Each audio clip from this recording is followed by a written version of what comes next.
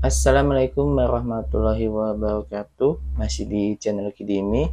Di video ini saya masih membahas tentang Node.js, masih membahas tentang REST API.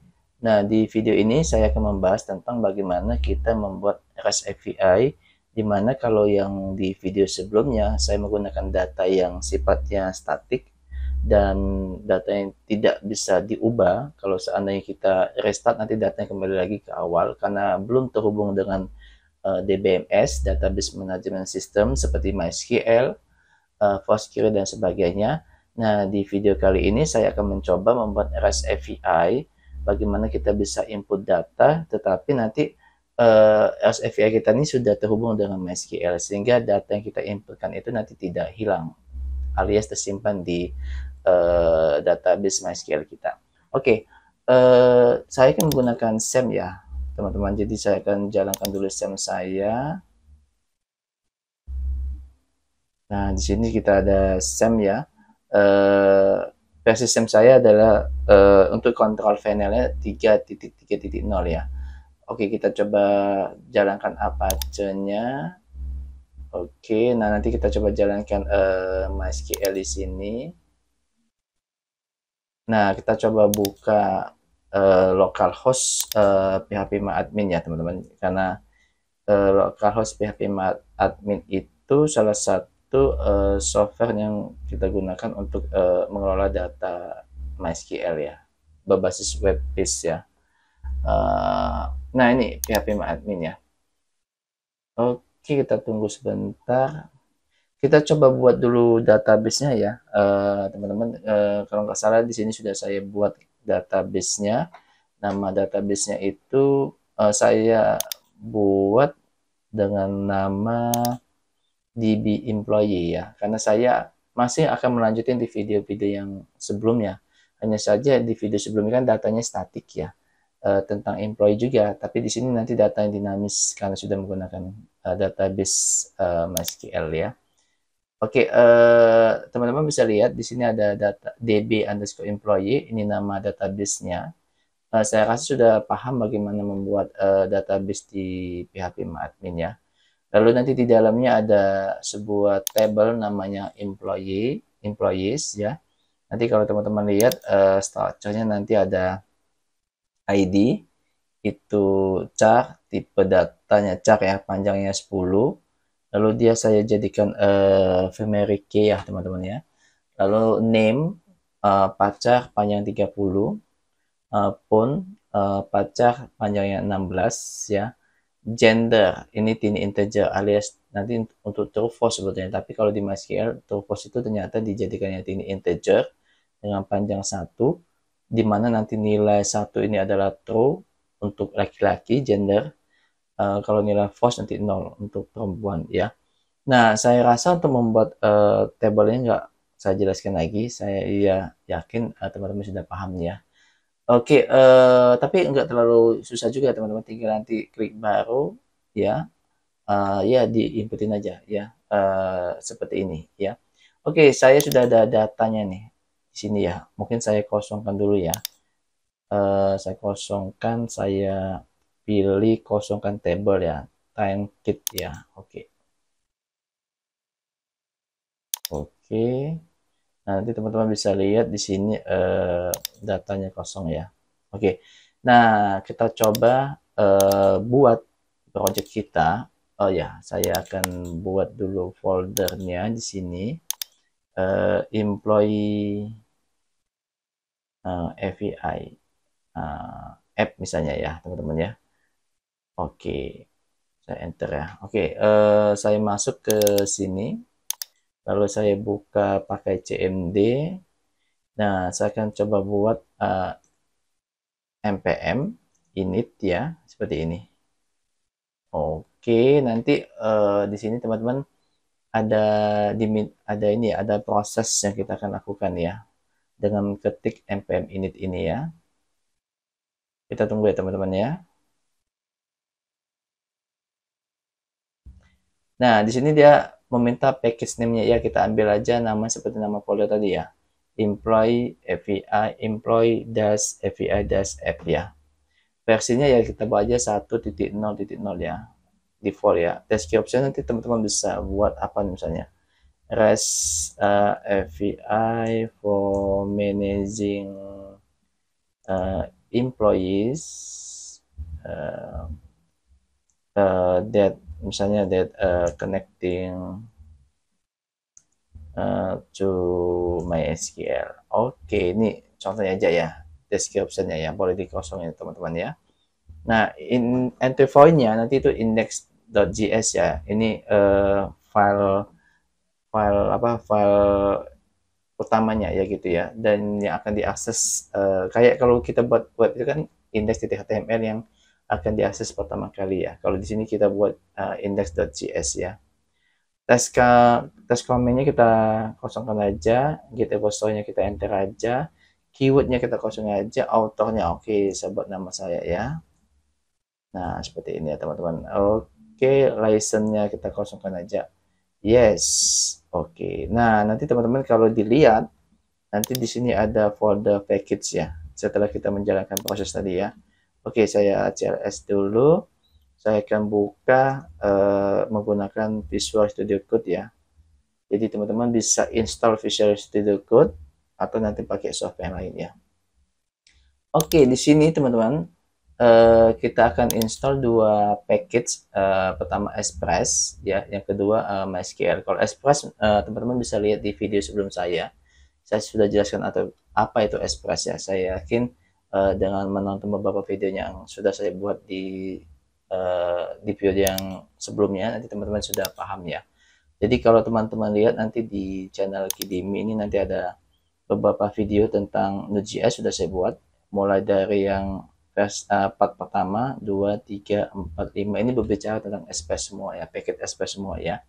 Oke, kita coba install ya.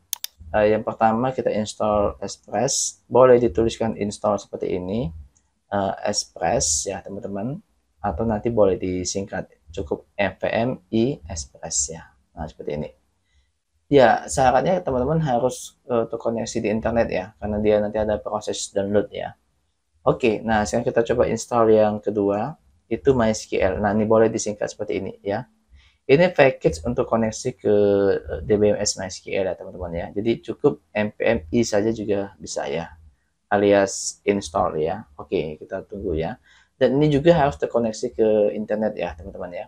Oke, nah kita coba lihat nanti di sini ya teman-teman bisa lihat nanti ada tambah folder node modules, lalu nanti ada tadi package ya, ditambah lagi nanti package dash log ya. Dan kalau kita lihat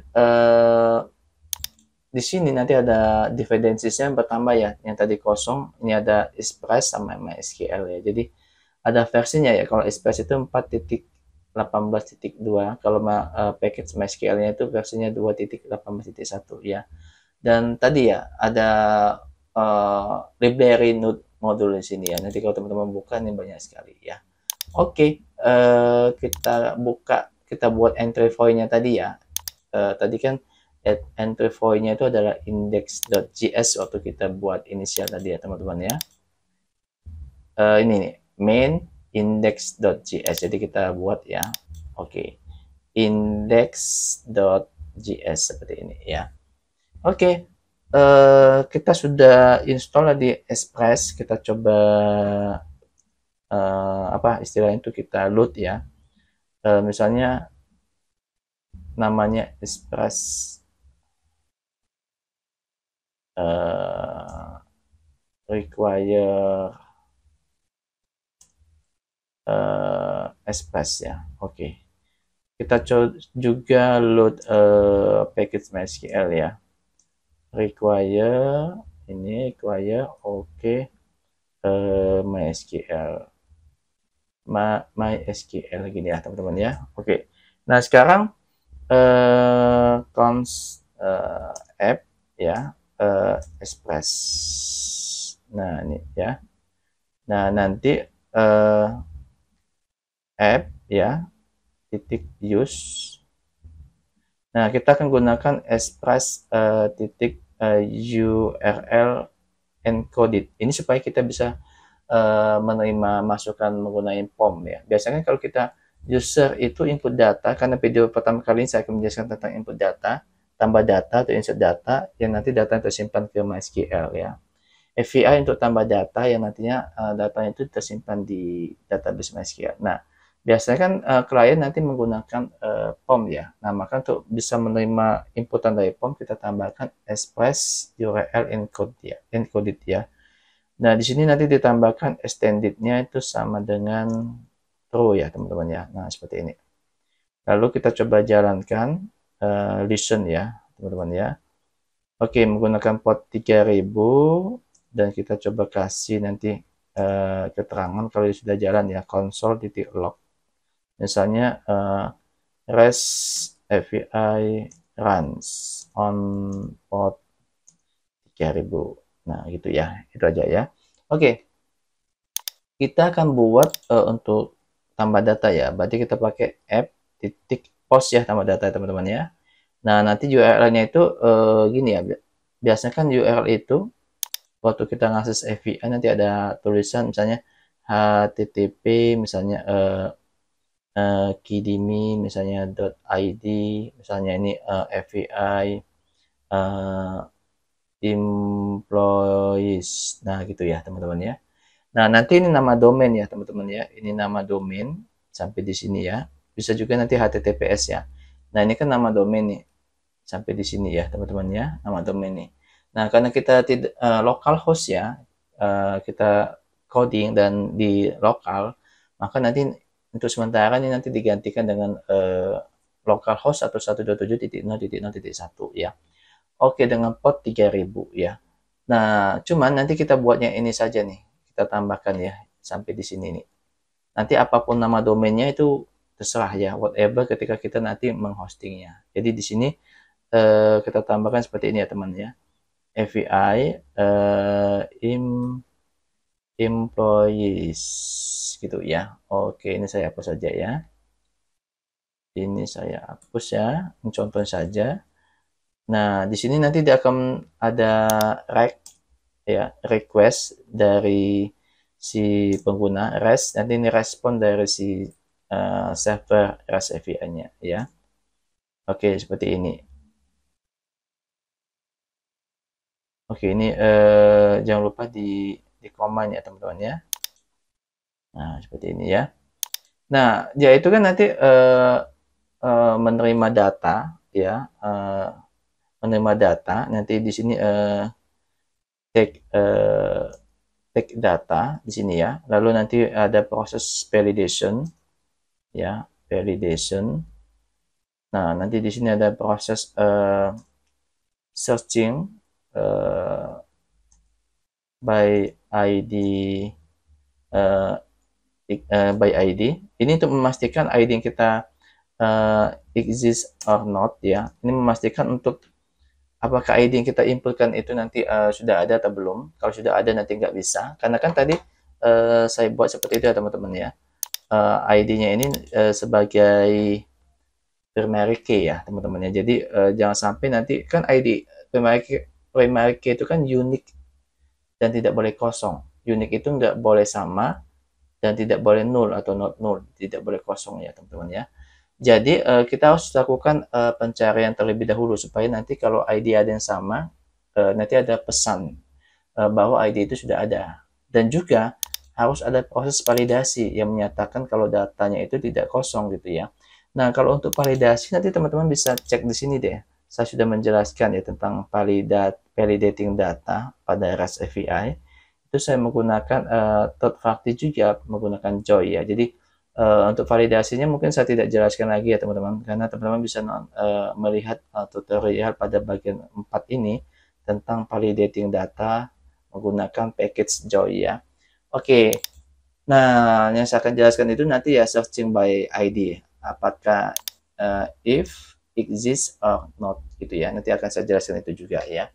Kalau ini nanti saya lewatin saja, karena sudah pernah saya jelaskan di video sebelumnya. Oke, kita coba ambil datanya. Jadi di sini ada ID ya. Ngambil datanya nanti pakai request karena kan data berasal dari si pengguna ya teman-teman ya. Oke, body anggap saja nanti nama formnya untuk ID juga gitu ya. Oke, gitu ya. Cons ini name ada 4 ya di sini teman-teman.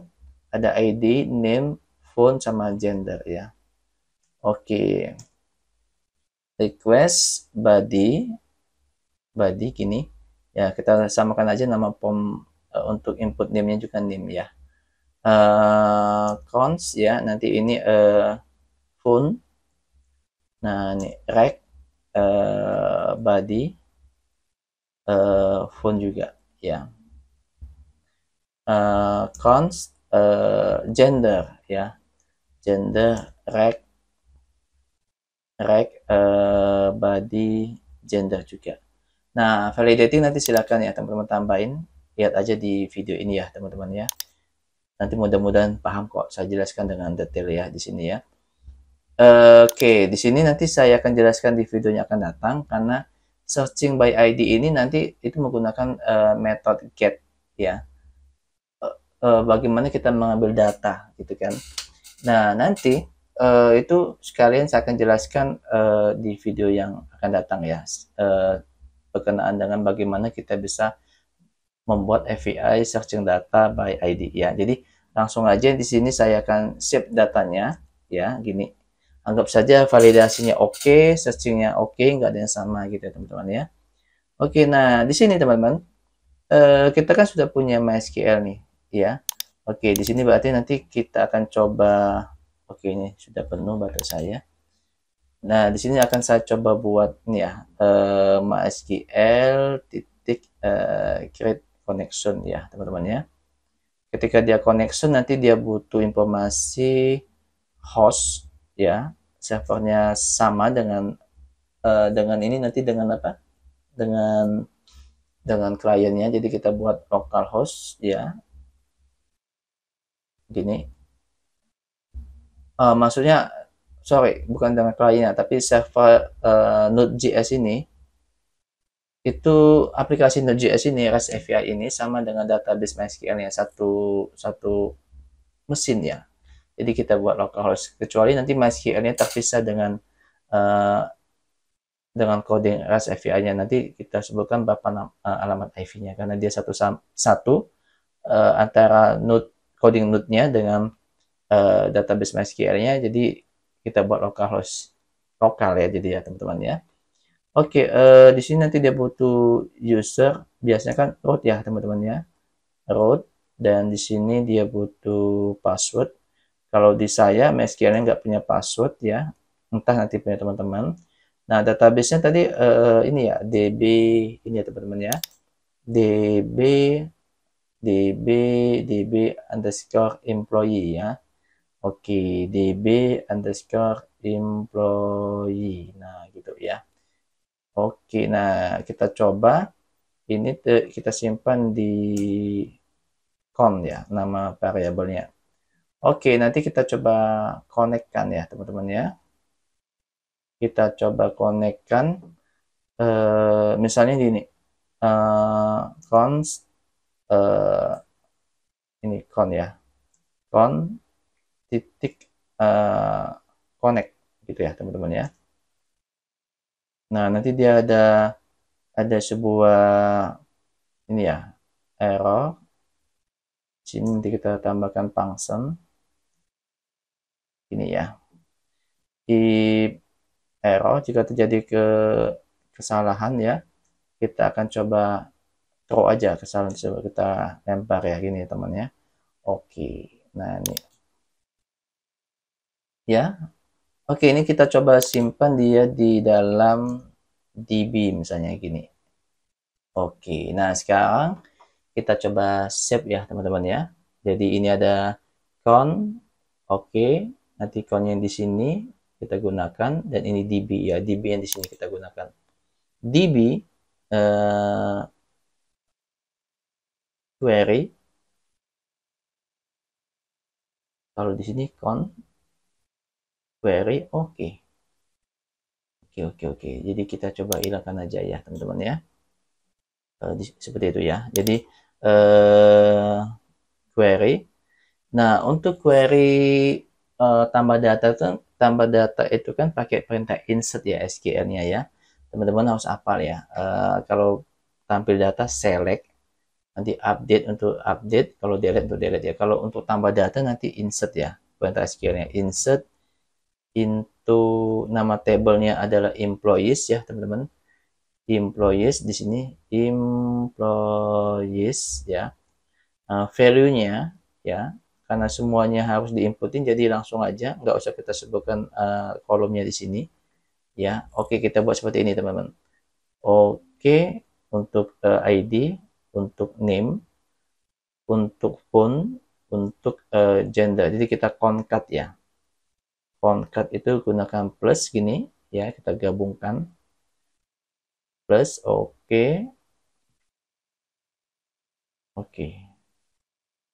Nah, di sini nanti ID yang ini ya teman-teman ya, ID, name, phone, gender ya. Sesuai dengan urutan ini ya teman, ID, name, phone, gender, jangan terbalik ya. ID, oke. Name, yang ini ya, name, phone nanti yang sudah kita ambil dari inputan klien, lalu gender ya. Nah, seperti ini. Nanti koma di sini ya teman-teman ya. Saya tulis di bawah saja nih. Di sini nanti ada error, ada result ya. Oke, seperti itu. Function dia tuh sepertinya teman-teman ya. Dia itu gabung seperti ini nih. Cuma nanti kan nggak kelihatan nih ya. Nggak kelihatan ya. Jadi nah itu ya nggak kelihatan ya. Nah, jadi saya kebawakan aja ya, nggak apa-apa ya. Nah, tuh seperti ini ya. Oke, jika terjadi error saat insert berarti ada masalah di servernya. Kita kasih if ya, dan kita coba kembalikan ke klien biar dia tahu statusnya ada masalah. Statusnya kita buat 500 ya, 500 ini internal server error ya. Oke. Di sini nanti kita send, misalnya kita kirimkan statusnya itu false, JSON-nya ya. Message-nya misalnya bebas ya teman-teman ya, misalnya SQL ini bebas ya, SQL syntax error atau internal server error ya. Kodenya pun bebas ya, kira-kira nanti kalau dia itu error ini terjadi apa gitu ya teman-teman ya. Di sini saya buat aja 500 misalnya. Saya buat SQL syntax error misalnya gitu ya teman-teman ya. Oke, kalau dia oke, nanti di sini ini kan salah nih ya teman ya. Kalau dia oke nanti di sini nih ya. Di sini saya akan kirim juga res titik send ya. Statusnya nanti true ya. Kalau ini kan dia false ya teman ya, jadi di sini true. Message itu nanti misalnya employee edit successfully misalnya ya gitu ya. Nah, seperti ini. Oke, ini sudah kita buat ya. Nah, sekarang kita bisa langsung coba nih teman-teman. Oke, kita coba ya. Saya buka Postman ya.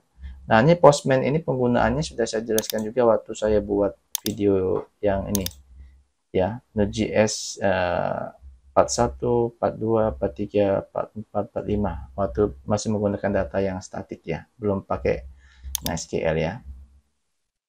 Nah, di sini juga teman-teman masih ada ininya, masih ada apa ya, collection ya. Jadi saya akan gunakan collection yang lama saja, nggak usah yang baru ya. Jadi bagaimana membuat collection dan bagaimana membuat request itu nanti teman-teman bisa lihat di video yang ini ya, 1, 2, 3, 4, 5 ini ya. Ya minimal yang video yang pertama ini nih. Ya, karena di sini saya jelaskan pertama kali Postman-nya ya. Oke, di sini ada collection-nya namanya company ya. Nah, ini saya akan pakai yang add employee ini aja nih. Oke. Nah, ini ya. Ada ini ya tadi ya teman-teman ya. yang saya bilang tadi ya. Jadi ini bisa digantikan nama domain nanti kalau sudah diletakkan di hosting ya. Tapi karena kita masih lokal ya, jadi pakai aja http://localhost titik 2 3000 nya adalah port ini ya yang kita gunakan teman-teman ya. /FVA/employees. Nah, yang ini tadi ya. /FVA/employees ya, ada S-nya ya. Oke. Nah, kita masukkan ID, name, phone, gender pada body, ya pilih body dan pilih x-www-form-url encoded ya. ID, name, phone, gender. Ini ibaratkan aja form yang kita buat pakai HTML ya. Dan ini nama komponen form untuk input ID-nya, name, ya, phone, gender. Jadi yang ini teman-teman harus sama dengan yang request body ini ID, name, phone, gender gitu ya. Oke, anggap saja datanya kita harus input semua ya, nggak boleh kosong. Kalau boleh kosong, berarti nanti validasinya harus dibuat gitu ya. Dan itu bisa dilihat di sini ya teman-teman ya, validating data ya. Oke, saya coba ya. Data yang pertama itu misalnya 1. Oke, saya masukkan nama saya ya, D3 Octavian misalnya ya. Lalu misalnya ini nomor teleponnya sembarang aja ya teman-teman ya. 1 itu mail ya. Oke, sekarang kita coba ya. Saya save ya, saya coba. Oke, ini kita jalankan dulu ya teman-teman ya. Node index.js. Nah, seperti ini. Nanti di sini kalau nggak ada kesalahan ada tulisan REST API runs on port 3000 sesuai dengan yang saya buat di sini. REST API runs on port 3000 ya. Oke, kita coba send.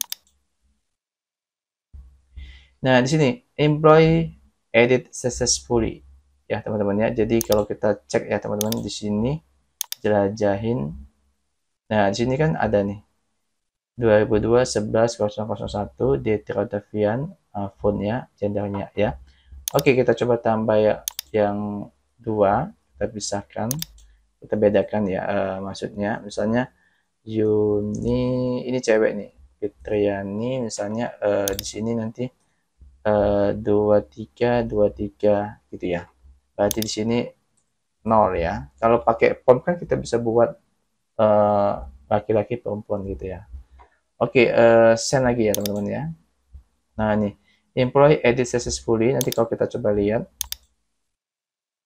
Oke, data yang kedua masih ditambah. Ya, ini 0 ya. Ya, seperti itu deh teman-teman ya. Jadi, kita membuat tambah data ya teman-teman menggunakan MySQL. Ya, yang maksudnya yang terkoneksi di MySQL. Sehingga data yang kita tambah itu nanti tidak hilang ya. Walaupun komponen kita matikan. Ya gitu ya. Yang kemarin-kemarin, yang ini datanya masih statik ya, masih sementara ya, temporary ya, teman-teman saya simpan di dalam coding ya. Oke, seperti itu teman-teman. Terima kasih atas perhatiannya. Kita akan jumpa lagi nanti di video yang akan datang itu tentang searching data by ID. Sekaligus saya akan tambahin yang ini ya teman-teman ya, searching by ID supaya nanti bisa dicek apakah nanti ID-nya sudah ada atau belum ya. Bisa jadi kan karena data sudah banyak kita mau masukin ID yang sama. Sedangkan ID ini kan adalah primary key ya di sini teman-teman ya. Kalau kita lihat ya.